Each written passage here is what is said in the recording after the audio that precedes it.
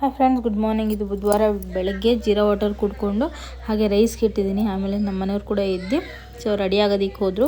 ಹಾಗೆ ಬೆಡ್ಡೆಲ್ಲ ಕ್ಲೀನ್ ಮಾಡ್ಕೊಳ್ತೀನಿ. ನಾಳೆ ಹಬ್ಬ ಆಗಿರೋದ್ರಿಂದ ನಾನು ನಾಳೆನೇ ಪೂಜೆ ಮಾಡ್ಕೊಳ್ತೀನಿ. ಕ್ಯಾಲೆಂಡ್ರಲ್ಲೆಲ್ಲ ಬಂದುಬಿಟ್ಟು 14ನೇ ತಾರೀಕು ಅಂತ ಇದೆ. ಇಲ್ಲ, 14ನೇ ತಾರೀಕು ಅಲ್ಲ ಹಬ್ಬ, 15ನೇ ತಾರೀಕು. ಅದಕ್ಕೆ ನಾಳೆ ಮಾಡ್ಕೊಳ್ಳೋಣ ಅಂತ ಇವತ್ತು ಮನೆಯೆಲ್ಲ ಕ್ಲೀನ್ ಮಾಡ್ಕೊಳ್ತಾ ಇದ್ದೀನಿ. ನೆನ್ನೆ ನಾನು ಫ್ರೆಂಡ್ ಮನೆಗೆ ಹೋಗಿದ್ನಲ್ಲ, ಹಾಗಾಗಿ ಕ್ಲೀನ್ ಮಾಡೋಕ್ಕಾಗಿರಲಿಲ್ಲ. ಆಮೇಲೆ ರೂಮಲ್ಲೂ ಎಲ್ಲ ಕ್ಲೀನ್ ಮಾಡಿ ಆಮೇಲೆ ರೈಸ್ ಇಟ್ಟಿದ್ನಲ್ಲ ಅದು ಆಯಿತು. ಹಾಗೆ ಹೋಗಿ ಹುಳಿಯನ್ನು ಮಾಡಿದೆ ಫ್ರೆಂಡ್ಸ್ ನಾಷ್ಟಕ್ಕೆ. ತುಂಬ ಚೆನ್ನಾಗಿರುತ್ತೆ. ನಮ್ಮ ಮನೆಯವರು ರೆಡಿಯಾಗಿದ್ದರು, ಅವ್ರಿಗೂ ಹುಳಿಯನ್ನು ಹಾಕ್ಕೊಟ್ಟೆ. ತುಂಬ ದಿನ ಆದಮೇಲೆ ಇವತ್ತು ಅವ್ರಿಗೆ ಬಾಕ್ಸಿಗೆ ಮಾಡಬೇಕಿತ್ತು. ಬಾಕ್ಸಿಗೆ ಬಂದುಬಿಟ್ಟು ಮಸೊಪ್ಪು ಸಾರು ಮತ್ತು ರೈಸ್ ಮಾಡಿದ್ದೀನಿ.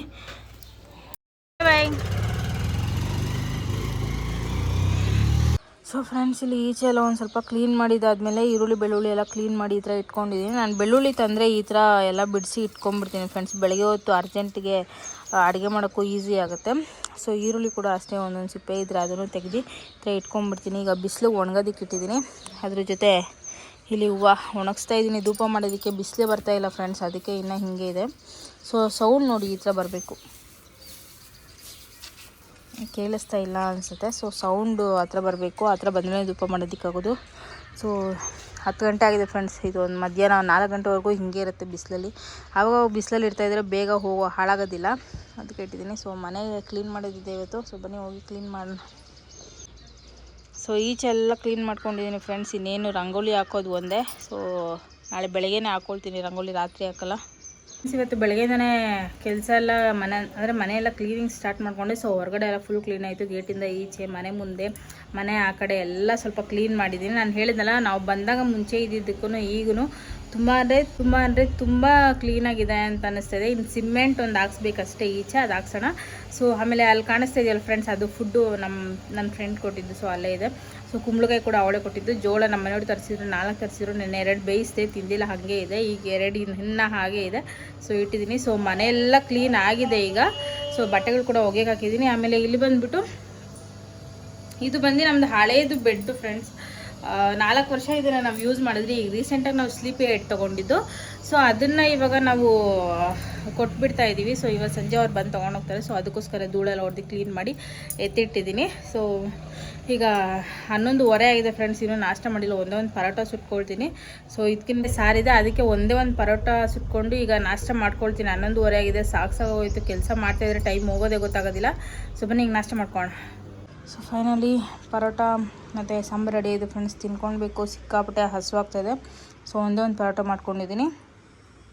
ಫ್ರೆಂಡ್ಸ್, ಇಲ್ಲಿ ಊಟ ಆದಮೇಲೆ ಒಂದು ಚಿಕ್ಕದು ಸ್ವೀಟ್ ಕಾರ್ನ್ ತೊಗೊಂಡಿದ್ದೀನಿ ತಿನ್ಕೊಳ್ಳೋಣ ಅಂತ. ಇದನ್ನು ತಿನ್ಕೊಂಡು ಒಂದು ಸ್ವಲ್ಪ ಎಡಿಟಿಂಗ್ ಇದೆ, ಅದನ್ನು ಮುಗಿಸ್ಕೊಳ್ತೀನಿ. ಫ್ರೆಂಡ್ಸ್, ಇಲ್ಲಿ ಮನೆ ಕೆಲಸ ಜಾಸ್ತಿ ಇದರಿಂದ ಏನೂ ಅಡುಗೆ ಮಾಡ್ಕೊಳಕ್ಕಾಗಲಿಲ್ಲ. ಜೋಳನೇ ಇತ್ತು. ಅದಕ್ಕೆ ಅದೇ ತಿನ್ಕೊಳ್ತಾ ಇದ್ದೀನಿ. ಮಧ್ಯಾಹ್ನ ಊಟ ಇದೆ ಫ್ರೆಂಡ್ಸ್. ಇನ್ನು ವೇಸ್ಟ್ ಆಗುತ್ತೆ, ಇನ್ನು ಸಾಯಂಕಾಲವರೆಗೂ ಇರೋಲ್ಲ, ಹಾಳಾಗಿಬಿಡುತ್ತೆ. ಯಾಕಂದರೆ ರಾತ್ರಿ ಬೇಯಿಸಿರೋದು, ಅದಕ್ಕೋಸ್ಕರ ಇದೇ ಊಟ ಮಾಡ್ಕೊಳ್ತೀನಿ. ಫ್ರೆಂಡ್ಸ್, ಆಮೇಲೆ ಕಿಚನೆಲ್ಲ ಕ್ಲೀನ್ ಮಾಡ್ಕೊಳ್ತೀನಿ. ಮಧ್ಯಾಹ್ನ ಅಡುಗೆ ನೋಡಿದ್ರಲ್ಲ, ಏನು ಮಾಡ್ಕೊಂಡು ಜೋಳ ಅಂತಿದ್ದೆ. ಏನು ಒಬ್ಳಿಗೋಸ್ಕರ ಏನು ಮಾಡ್ಕೊಳಕ್ಕಾಗುತ್ತೆ ಫ್ರೆಂಡ್ಸ್, ಅದೇ ಹಿಂಸೆ ಒಬ್ರಿಗೋಸ್ಕರ ಮಾಡ್ಕೊಳ್ಬೇಕಂದ್ರೆ. ಅದಕ್ಕೋಸ್ಕರ ಏನೂ ಮಾಡ್ಕೊಂಡಿಲ್ಲ. ಆಮೇಲೆ ಕಿಚನೆಲ್ಲ ಕ್ಲೀನ್ ಮಾಡ್ಕೊಳ್ತಿದ್ದೀನಿ, ಸ್ಟವ್ ಹತ್ರ ಎಲ್ಲ ಒರೆಸ್ಕೊಂಡು. ವೈಪರ್ ಇರೋದ್ರಿಂದ ನಂಗೆ ತುಂಬ ಈಸಿ ಆಗುತ್ತೆ. ಒಂದು 2-3 ಸತಿ ವಾಶ್ ಮಾಡಿಕೊಂಡು ಅದರಲ್ಲೇ ಯೂಸ್ ಮಾಡ್ಕೊಳ್ಬೋದು. ಅದು ರೀಯೂಸಬಲ್ ಅಲ್ವಾ, ಅದಕ್ಕೋಸ್ಕರ. ಆಮೇಲೆ ಸಜ್ಜೆ ಎಲ್ಲ ಕ್ಲೀನ್ ಮಾಡಿಕೊಂಡು, ಪಾತ್ರೆ ಕೂಡ ಇತ್ತಲ್ಲ ಅದನ್ನು ಕೂಡ ತೊಳ್ಕೊಳ್ತಾ ಇದ್ದೀನಿ. ಪಾತ್ರೆ ಎಲ್ಲ ತೊಳ್ಕೊಂಡು ಹಾಗೆ ಕಸ ಗುಡಿಸಿ ಮನೆಯೂ ಒರೆಸ್ಕೊಂಡ್ಬಿಟ್ಟು ಇವತ್ತು ದೇವ್ರ ಮನೆ ಕ್ಲೀನ್ ಮಾಡೋದಿದೆ. ದೇವ್ರ ಮನೆ ನಾಳೆಗೆ ಬಂದು ಇವತ್ತೇ ಕ್ಲೀನ್ ಮಾಡಿ ಇಟ್ಕೊಂಡ್ಬಿಡ್ತೀನಿ. ಯಾಕಂದರೆ ಬೆಳಗ್ಗೆನೇ ನಾನು ದೇವ್ರ ಮನೆ ಎಲ್ಲ ಕ್ಲೀನ್ ಮಾಡ್ತೀನಿ ಅಂದರೆ ತುಂಬ ಲೇಟಾಗಿ ಹೋಗುತ್ತೆ ಪೂಜೆ. ಅದಕ್ಕೆ ದೇವ್ರ ಮನೆ ಈಗಲೇ ಸಂಜೆ ರೆಡಿಯಾಗಿ ಕ್ಲೀನ್ ಮಾಡ್ಕೊಳ್ತೀನಿ. ಈಗ ಟೈಮ್ ಬಂದು ಇನ್ನೂ 3 ಗಂಟೆ ಫ್ರೆಂಡ್ಸ್. ಈಗ ನಾನು ರೆಡಿ ಆಗೋದಕ್ಕೆ ಹೋದೆ ಅಂದರೆ ಒಂದು 4 ಗಂಟೆಗೆ ಬಂದರೂ 5-6 ಗಂಟೆ ಅಷ್ಟರಲ್ಲೆಲ್ಲ ದೇವ್ರ ಮನೆ ಕ್ಲೀನಾಗಿ ಹೋಗುತ್ತೆ. ಅದಕ್ಕೋಸ್ಕರ ಇನ್ನು ಬೆಳಗ್ಗೆ ಅಂದರೆ ಸಿಕ್ಕಾಪಟ್ಟೆ ಲೇಟ್ ಆಗುತ್ತೆ. ನಾನು ಹೇಳ್ದಂಗೆ ರಂಗೋಲಿ ನಾನು ಇವತ್ತು ರಾತ್ರಿ ಹಾಕ್ತಾಯಿಲ್ಲ. ನಾಳೆ ಬೆಳಗ್ಗೆನೇ ಹಾಕ್ಕೊಳ್ತಾ ಇದ್ದೀನಿ. ಯಾಕಂದರೆ ರಾತ್ರಿ ಹೊತ್ತು ರಂಗೋಲಿ ಹಾಕಬಾರ್ದಂತೆ. ನನಗೂ ಈಗಲೇ ರೀಸೆಂಟಾಗಿ ಗೊತ್ತಾಗಿದ್ದು. ಅದಕ್ಕೋಸ್ಕರ ರಂಗೋಲಿ ರಾತ್ರಿ ಹಾಕ್ತಾಯಿಲ್ಲ. ಮನೆ ಮುಂದೆ ಮಾತ್ರ ಎಲ್ಲ ಇವತ್ತು ಕ್ಲೀನ್ ಮಾಡಿ ಇಟ್ಕೊಂಡಿರ್ತೀನಿ. ಬೆಳಗ್ಗೆ ಎದ್ದು ಇನ್ನೊಂದು ಸತಿ ಕಿಚನ್ ಒಂದು ಸತಿ ಒರೆಸ್ಕೊಳ್ತೀನಿ. ಯಾಕಂದರೆ ಈಗಲೇ ಒರೆಸಿರ್ತೀನಲ್ವ, ಮತ್ತು ರಾತ್ರಿ ಕೂಡ ಊಟ ಆದಮೇಲೆಲ್ಲ ಒರೆಸೇ ನಾನು ಮಲಗೋದು. ಹಾಗಾಗಿ ಕಿಚನ್ ಒಂದು ಸತಿ ಕ್ಲೀನ್ ಮಾಡಿಕೊಂಡು ಪೂಜೆ ಮಾಡ್ಕೊಂಡಾಯಿತು. ಸಂಜೆ ಜೀರಾ ವಾಟ್ರ್ ತೊಗೊಂಡಿದ್ದೀನಿ. ಫ್ರೆಂಡ್ಸ್, ನಮ್ಮ ಬೆಡ್ಡು ಹೊಡ್ತಾ ಇದೆ. ಇವಾಗ ತೊಗೊಂಡೋಗ್ತಾ ಇದ್ದಾರೆ.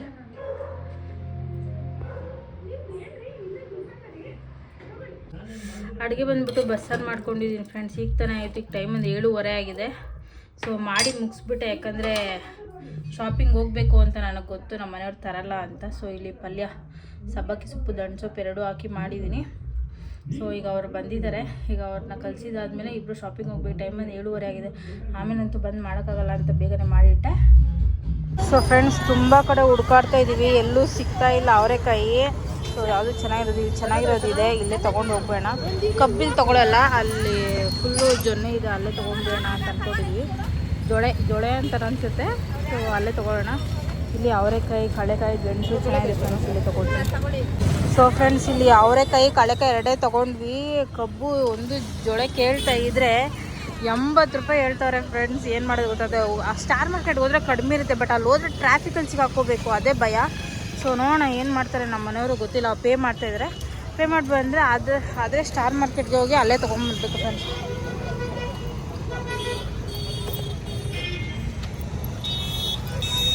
ಅಲ್ಲಿ ಕಡಿಮೆ ಸಿಗುತ್ತೆ ಸ್ಟಾರಲ್ಲಿ. ಸೊ ಫ್ರೆಂಡ್ಸ್, ಫೈನಲ್ ಶಾಪಿಂಗ್ ಎಲ್ಲ ಮುಗೀತು. ಇಲ್ಲಿ ಕಬ್ಬು ಮತ್ತು ಇಲ್ಲಿ ಕಡಲೆಕಾಯಿ ಮತ್ತು ಇಲ್ಲಿ ಇದು ಅವರೆಕಾಯಿ ಹಾಗೆ ಗೆಣಸು ಇದಿಷ್ಟು ತೊಗೊಂಬಂದ್ವಿ ಫ್ರೆಂಡ್ಸ್. ಈಚೆಗೆ ಹೋಗ್ಬಿಟ್ರೆ ಹೆಂಗೆ ಖರ್ಚಾಗುತ್ತೆ ಗೊತ್ತಾಗಲ್ಲ. ಏನು 1/4 kgಗೆಲ್ಲ ಬೆಲೆನೇ ಇಲ್ಲ ಫ್ರೆಂಡ್ಸ್. ಗೆಣಸೆಲ್ಲ ತಿನ್ನೋದಿಲ್ಲ. 1/4 kg ಕೊಡಿ ಅಂದರೆ ಕೊಡೋದೇ ಇಲ್ಲ ಅಂತಾರೆ. ಈಚೆಗಡೆ ಹೋಗ್ಬಿಟ್ರೆ ಏನೂ ತೊಗೊಂಬರೋಕ್ಕಾಗಲ್ಲ, ಬಟ್ ದುಡ್ಡು ಮಾತ್ರ ಜಾಸ್ತಿ ಖರ್ಚಾಗುತ್ತೆ. ಸೊ ಫೈನಲಿ ಇಷ್ಟು ತೊಗೊಂಬಂದ್ವಿ ಫ್ರೆಂಡ್ಸ್. ಇನ್ನೊಂದು ಇನ್ಸಿಡೆಂಟ್ ಏನಾಯಿತು ಅಂದರೆ, ನಾವು ಅವರೆಕಾಯಿ ಒಂದು 3-4 ಕಡೆ ವಿಚಾರಿಸಿದ್ವಿ. ಸೊ ಎಲ್ಲರೂ ಬಂದುಬಿಟ್ಟು 1/4 kg 100 ಹೇಳಿದ್ರು. 1.5 ಕೇಳಿದ್ರೆ 100ಗೆ ಕೊಟ್ಟಿಲ್ಲ. ಸರಿ ಅಂದ್ಕೊಂಡು ಲಾಸ್ಟ್ ಅಂಗಡಿಯಲ್ಲಿ 3ನೇ ಅಂಗಡಿಯಲ್ಲಿ ಏನು ಮಾಡಿದ್ವಿ, ಸರಿ ಹೋಗ್ಲಿಕ್ಕೆ ಅವ್ರು ಕೊಡ್ತೀನಿ ಅಂದರೆ 1.25 ಕೊಡ್ತೀನಿ ಅಂದರೆ 1.25 ತೊಗೊಂಡ್ವಿ. ತೊಗೊಂಡು ಇನ್ನು ಸ್ವಲ್ಪ ಮುಂದೆ ಹೋಗ್ತೀವಿ, 3 kg 100 ರೂಪಾಯಿ ಹೇಳ್ತಾ ಇದ್ದಾರೆ. ಹಿಂಗಾಗುತ್ತೆ ಅಂದರೆ ಲಾಸ್ಟ್ ಟೈಮ್ ಒಂದ್ಸತಿ ಟೊಮೆಟೊಗೂ ಹಿಂಗೆ ಆಗಿತ್ತು. ಕೆಜಿ 100 ರೂಪಾಯಿ ಕೊಟ್ಟು ತೊಗೊಂಡ್ವಿ. ಇನ್ನು ಸ್ವಲ್ಪ ಮುಂದೆ ಬಂದು ನೋಡಿದ್ರೆ 1.5 kg ಏನೋ 100 ಹೇಳ್ತಾಯಿದ್ರು ಅನಿಸುತ್ತೆ. ಸೊ ಸಿಕ್ಕಾಪಟ್ಟೆ ಬೇಜಾರಾಯ್ತು, ಅಲ್ಲೇ ತೊಗೊಂಡಿದ್ರೆ ಚೆನ್ನಾಗಿದೆ ಅಂತ. ಬಟ್ ಚೆನ್ನಾಗಿತ್ತು. ಅವರೆಕಾಯಿ 3 kg 100 ಹೇಳಿದ್ದು, ಬಟ್ ತೊಗೊಂಡ್ಬಿಟ್ಟಿದ್ದೀವಿ, ಮತ್ತೆ ತೊಗೊಳಕ್ಕಾಗಲ್ಲ ಅಂತ ತೊಗೊಂಡಿಲ್ಲ. ಸೊ ಇರಲಿ. ಆಮೇಲೆ ನಮ್ಮ ಮನೆಯವರು ಇದೇನೋ ಸ್ಪ್ರೇ ತಂದಿದ್ದಾರೆ ಫ್ರೆಂಡ್ಸ್. ಅದೇನಕ್ಕೆ ಅಂದರೆ, ಈ ಸೀಟ್ ಮನೇಲೆಲ್ಲ ಗ್ಯಾಪ್ ಇರುತ್ತೆ, ಚಳಿ ಜಾಸ್ತಿ ಬರ್ತಾ ಇರುತ್ತೆ ಒಳಗಡೆ. ಸೊ ಆ ಗ್ಯಾಪ್ಗೆ ಹೊಡೆದ್ರೆ ಸೀಟ್ಗೆ, ಅಂದರೆ ಈ ಫೋನಲ್ಲೆಲ್ಲ ನೋಡಿರ್ತೀರ ನೀವು, ಲೈಕ್ ಸ್ಪಾಂಜ್ ಥರ ವೈಟಾಗಿ ಕೂತ್ಕೊಂಡ್ಬಿಡುತ್ತೆ. ಅದು ಸ್ಪ್ರೇ ಥರ ಹೊಡೆದ್ರೆ ಅದು ದಪ್ಪ ಆಗಿ ಇದಾಗುತ್ತೆ. ಸೊ ಆ ಥರದ್ದು. ಸೊ ಅದನ್ನು ಹೊಡಿಬೇಕು. ನೋಡೋಣ ಯಾವಾಗ ಹೊಡಿತಾರೆ ಅನ್ನೋದು ಗೊತ್ತಿಲ್ಲ. ಅದು ಮಾಡಿದಾಗ ನಾನು ನಿಮ್ಮ ಜೊತೆ ಶೇರ್ ಮಾಡ್ಕೊಳ್ತೀನಿ. ಸೊ ನಮ್ಮ ಮನೆಯವ್ರಿಗೆ ಬಂದರು. ಸೊ ಹೊರಗಡೆ ಹೋಗಿದ್ರು, ನನ್ನ ಬಿಟ್ಟು ಈಗ ಬಂದಿದ್ದಾರೆ. ಇನ್ನೂ ಬಂದಿಲ್ಲ ಫ್ರೆಂಡ್ಸ್. ಗೇಟ್ ಸೌಂಡ್ ಆಯಿತು, ಅವರೇ ಅಂದ್ಕೊಂಡೆ. ಈಗ ರೈಸ್ ಗಿಡಬೇಕು, ಬಸ್ಸಾರು ಮಾಡಿದ್ದೀನಲ್ಲ, ಪಲ್ಯ ಎಲ್ಲ ಆಗಿದೆ.